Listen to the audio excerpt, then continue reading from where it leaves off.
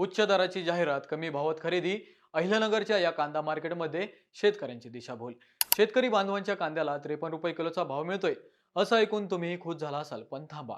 प्रत्यक्ष लिलावातील आकडे पाहिल्यावर वेगळं चित्र समोर येते. नेमकं काय घडलंय सगळं सांगतो, पण त्याआधी अहिल्यानगर लाईव्ह 24 ला फॉलो करा.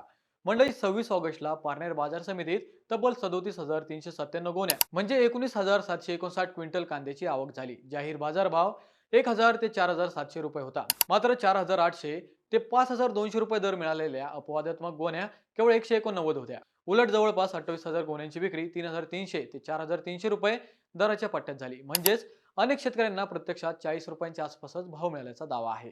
तसेच अपवादात्मक काही गोण्यांचा उच्च दर दाखवून संपूर्ण बाजार चांगला असल्याचे चित्र निर्माण केले जात असल्याचा आरोप शेतकऱ्यांनी केला आहे. या तफावतीची बाजार समितीने चौकशी करून संबंधित व्यापाऱ्यांवर कारवाई करावी अशी मागणी होत आहे.